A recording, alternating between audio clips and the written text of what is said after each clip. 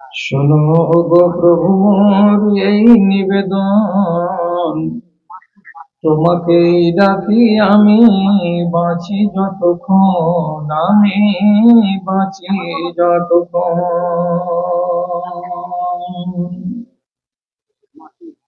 আকাশের তারাগুলি মিটি মিটি হাসে, জানি এরা তোমাকেই শুধু ভালোবাসে, এরা শুধু ভালোবাসে। আমিও বাসি যেন তাদের মতন, তোমাকেই ডাকি আমি বাঁচি যতক্ষণ, আমি বাঁচি যতক্ষণ। প্রবাহিত নদী নালা কুল কুল টানে, তোমাকেই ডাকে এরা শুধু মনে প্রাণে, এরা শুধু মনে প্রাণে। আমিও ডাকি যেন তাদের মতন, তোমাকেই ডাকি আমি বাঁচি যতক্ষণ, আমি বাঁচি যতক্ষণ।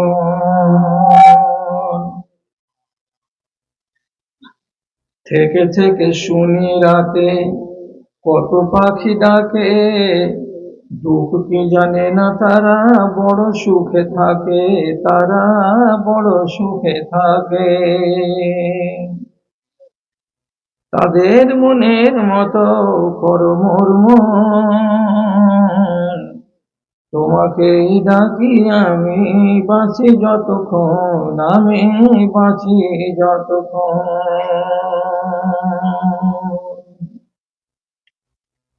মাননীয় সভাপতি, সমবেত এই মজলিসে উপস্থিত এদিক ওদিক থেকে, এ প্রান্ত ও প্রান্ত থেকে ইমানি জজবাকে সাথে নিয়ে, দিনের দরদকে বুকে নিয়ে উপস্থিত আমার বিভিন্ন শ্রেণীর প্রাণের ভাই ও বন্ধুগণ, তথা মজলিসের আরেক পক্ষে শান্তশিষ্টভাবে বসে থাকা অবলা সরলা আমার স্নেহের মাতা ও ভগ্নীগণ,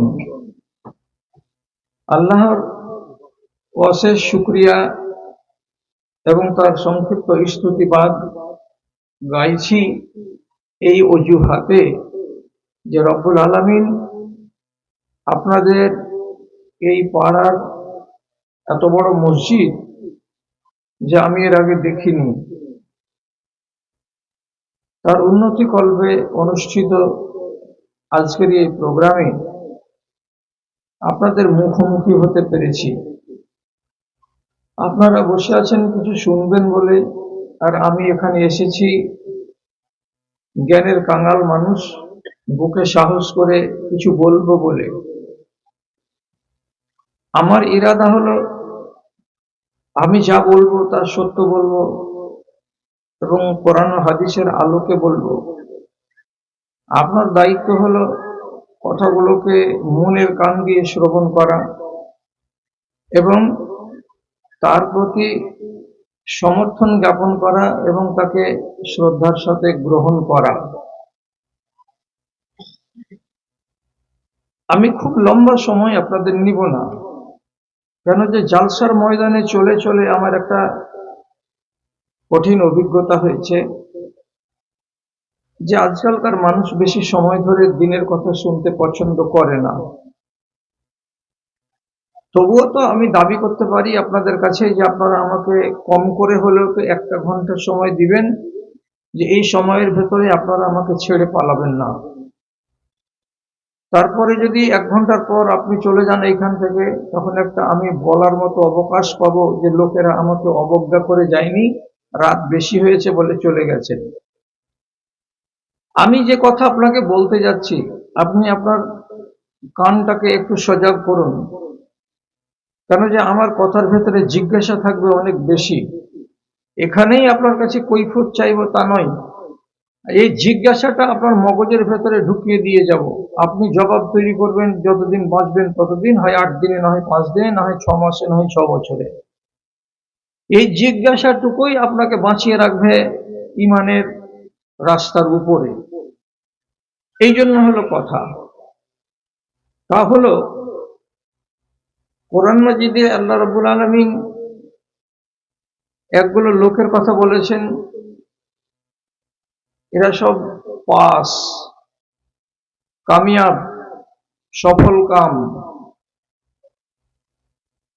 আর একগুলো লোকের কথা আল্লাহ তাআলা কোরআন মাজিদে বলেছেন, ওরা ফেল, অকৃতকার্য, নাকাম, ব্যর্থ। কোনখানে পাস আর কোনখানে ফেল এটা হলো জানার কথা। কারা পাস আর কারা ফেল এটা জানার কথা। পাস করার কথা যেটা আসছে সেটা এই দুনিয়ার জিন্দেগিতে আপনি তার রেজাল্ট তৈরি করতে যাবেন না। এই পাস এবং ফেলটা হচ্ছে আখেরাতকে কেন্দ্র করে। আখেরাতের দিন যারা পাস তারা আসল পাস, আর সেই দিন যারা ফেল, ব্যর্থ, তারা সত্যিকারই ব্যর্থ। তাদের জীবনে যাই ঘটে থাকুক না কেন, 5 তলা 7 তলা বাড়ি, কোটি টাকার মালিক যাই হোক না কেন, আখেরাতে যদি ফেল পড়ে যায়, ব্যর্থ হয়ে যায়, তো তারা আসলেই ব্যর্থ। তো আমি তো কিয়ামত এখন চোখে দেখিনি, তো সেদিন আমি পাস না ফেল এটা আমি কি করে জানবো? এটা জানার জন্য আপনাকে কিছু উপায়ের দিকে নজর দিতে হবে। যারা পাস তারা কারা, আর যারা ফেল তারাই বা কারা? কোরআন মাজিদে আপনাকে সংজ্ঞা তুলে দিয়েছেন স্পষ্ট করে।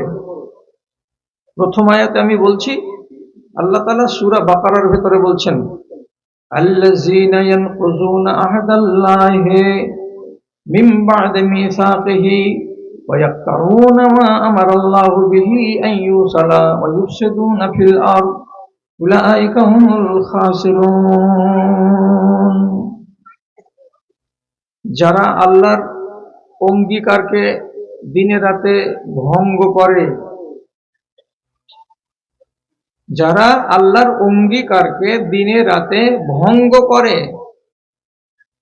এবং আল্লাহ রাব্বুল আলামিন যা তাদেরকে বলেছেন সেই কথাগুলোকে বুড়ো আঙুল দেখায়, এগুলোকে মানার প্রতি মানসিকতা দেখায় না,